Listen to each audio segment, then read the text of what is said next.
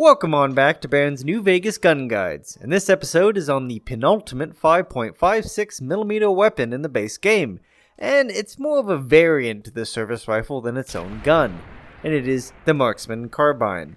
This carbine is an elite infantry weapon that takes skill to use and skill to perfect, but once at that point it makes a mockery of melee foes at long range and leaves your foes with precious little places to hide. Taking the same naming convention as the service rifle, the Marksman Carbine takes its name from the DMR classification, or Designated Marksman's Rifle. The carbine is because the gun has a smaller barrel than its parent body, which is counterproductive to the goal of being a marksman weapon, but it seems that portability is more important to the NCR than miles of head-tapping ability, which they do have other weapons that do that, but they are much slower firing. Additionally, the weapon is supposed to be designed after a paratrooper version of a normal marksman's rifle that an infantryman might be issued, in part in-game due to the proximity of Nellis, according to Joshua Sawyer, the designer. But this weapon is not to be confused with a sniper rifle, nor are people who use them snipers. The Marksman Carbine is meant to work with a squad and increase its effectiveness instead of working outside of a squad. And to be fair, against the Legion's use of raw recruits with just melee weapons or lower-powered firearms, the designated marksman on a platoon could rack up an absurd amount of kills. Now, as to the history of the weapon itself, I had to call in a weapon attachment expert to give me the full list of modifications, because at the end of the day, the Marksman Carbine is really just a modernized version of the service rifle with attachments. To start off, it's a Colt 933, which is a Colt-made carbine of their M16 AR-15 rifles that is pretty modern with a lot of Picatinny rails, first produced in 1995. It features an 11.5-inch barrel, which is 3 inches less than normal. In terms of modifications added on, it has an SIR-railed foregrip, a Magpul-style PRS stock, and a small ACOG scope, which does imply a Trijicon equivalent company is around in the Fallout universe. All in all, it would match an average service weapon used today by infantry, but in New Vegas it is much more special. A large part as to why it is because it's a carbine, which is a strange choice for a marksman weapon.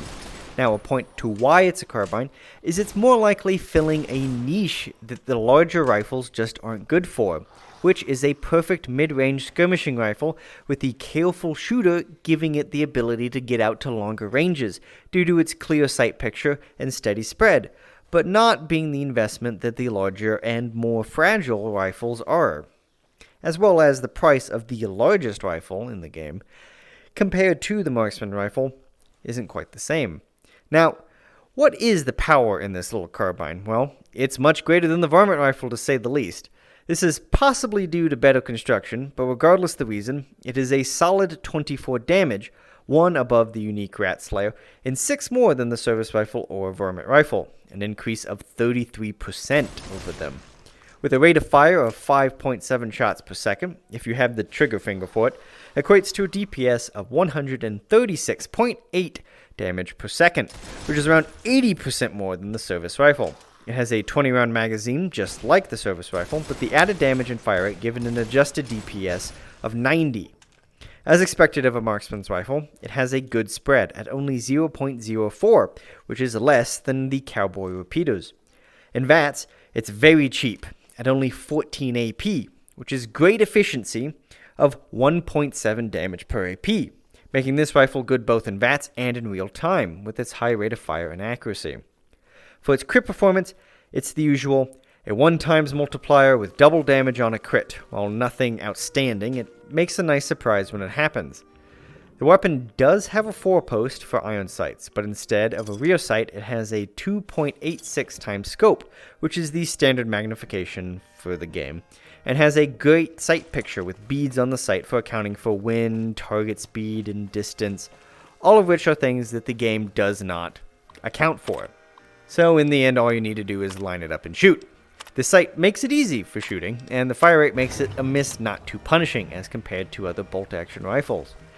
Unlike the service rifle, which is cheap and plentiful, the Marksman Carbine, as has been referenced before, is an expensive tool of battle. At 5,200 caps base, it is almost 10 times the price of the service rifle, but luckily it has the same high durability. It does put it above in terms of price sniper rifles, but way above in terms of durability for sniper rifles. At 1,995 standard rounds, 662 rounds of surplus ammo, and 2,495 rounds of 223 ammo, there's at least some bang for your buck on this one, but it is definitely not the weapon to use with surplus. As we will cover later on, it costs so much money just in terms of durability to fire each shot of surplus. Now, unlike the service rifle, the Marksman's Carbine is pretty much fully modded and doesn't have the same modding cost, especially since in the main game it doesn't have any mods. But a fully modded service rifle is still cheaper than a Marksman's Carbine, but only by about half. Now that isn't to say that there wasn't a cut mod for the Marksman's Carbine, which would have added a bigger magazine at 30 rounds base instead of 20. And that does mean that it increases its sustained DPS, but it would definitely not have made or broke the weapon. It is expensive, but repair kits are much easier to justify because of its price and because of its use. With this being the penultimate weapon using 5.56mm ammo, we only have to go through this 2 more times. The usual standard ammo costs 2 caps per round, costing 3,990 caps to feed a fully fixed Marksman's Carbine, which is cheaper than the gun for the first time with these rifles. The specialty ammo will cost more than the rifle, but you will have to do the work to acquire that much. Armor-piercing ammo costs 4 caps per round and only does 95% damage, but reduces enemy DT by 15. Not as necessary with the higher damage of the Marksman's Carbine, but it's always a good thing to have. Hollow point is 4 caps as well, and acts like the rest, increasing damage by 75%, but triples enemy DT, which is still a risky ammo to use in some areas of the game. The 223 ammo is low powered and low wear, costing 1 cap per round, with 90% damage and only 80% damage to the durability of the gun. This is the most economical option both for the gun and ammo reserves, plus it can be bought in huge amounts for NCR players at the Hoover Dam. Then there's the cheap, loaded hot, and available in bulk surplus ammo, 100 caps for 250 rounds. They do 15% more damage than standard, but wear down the gun 2 times faster. But they definitely shouldn't be used with this gun unless you really need ammo. The price of each round in terms of durability is way higher than even the specialty ammo, costing 7.8 caps per shot of surplus ammo in durability alone. The standard ammo is only 2.6 caps per shot, with 223 ammo being only 2 caps of durability per shot. There is no reason you should ever use surplus ammo in this gun unless you are really hurting for ammo. Now, this gun requires a lot of money to buy, a lot of money to get to that point. But if you find one on a DLC enemy or through a loot list, it will require some investment of skills as well, but not so much strength. It needs a gun skill of 100 to use properly, but only a strength of 4, meaning most gunslingers can use this weapon by the time they get it, unless they are saving the last few points for some gun and bullet skill books, so they can save and transfer it onto other skills. And in terms of weight, it's an alright weight, 6 units, not a lot, not too little. Now, we haven't been able to touch on a unique version for a little bit, but the Marksman Carbine does have one, which is an improvement over every aspect to the normal one, and can be found in one of the few places you can actually get the standard version. Vault 34 is a radiation-poisoned vault in the northeast of the map in the area around Lake Mead. This unique version, called the All-American, is found in nearly destroyed condition and requires the courier to either purge the water from Vault 34 or swim in contaminated water for a while. Then they have to fight one of the beefiest enemies in the base game, who is reminiscent of Master from Fallout 1. 2 rapid-firing turrets shred you at range as you try to get shots into the old Overseer of Vault 34. If you can beat this 900 health monster and his overclocked turrets, you can get access to the armory, which is filled with a treasure trove of heavy, explosive, and high-grade ballistic weapons, almost all of them in nearly broken states. The All-American is one such treasure in there, with 2 more crit and normal damage at 26 per shot, a rate of fire slightly higher at 6 shots per second, compared to 5.7, and a magazine capacity of a strange 24/20, It has a DPS 20 higher than the standard carbine at 156 DPS and sustain of 107. It has a slightly lower spread at 0.035, which is half of all cowboy repeaters, and an AP cost at 13 per shot, which is an easy efficiency to figure out of 2 damage per AP. The weight and durability are the same, which is nice, but the zoom is even better at 3.5 times.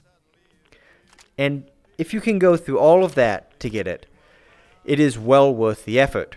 And now you know where to find the unique version and a standard version, where do you find the other standard versions? It is a much rarer gun than the other 5.56mm rifles, only usually carried by NCR troopers at the Hoover Dam and much higher level NCR Rangers, in addition to the veteran Legionnaires and Centurions, but they only carry that in the final battle at Hoover Dam, so you're not really going to be using them for that long after the fact. The Nellis Array in the Air Force Base and the Vault 34 Armory are the only places with free Marksman Carbines that are a fixed world spawn. Other than that, it can be bought from Torres and Hidden Valley after unlocking the high-tech offerings, and the Gunrunners, of course. And I don't want to mention it, but if you are willing to be tracked down across the wasteland, Legionnaire assassins can carry them once you are high enough level. Now, in conclusion, the Marksman Carbine is great. An expensive but durable weapon that fires nearly as fast as you can pull the trigger, and has great spread with a scope built in. The damage isn't the highest, but the follow-up shots and ease with which you can go from longer range to short range combat makes it suitable as a primary weapon over a sniper rifle, which even though it's semi-automatic, has a big delay in each shot. There are a few enemies like Deathclaws that can overwhelm the weapon, but it can hold its own against humans, ghouls, and most creatures of the Mojave. Even the super mutants can't last long against it. A solid recommend, especially if you want to brave the waters of Vault 34 to get the unique one. And, as my video might show, it is highly recommended. In VATS, this thing is a monster. So, if you have a surplus of 5.56mm ammo, and haven't really upgraded to 308, this is really the gun you need to have in your arsenal.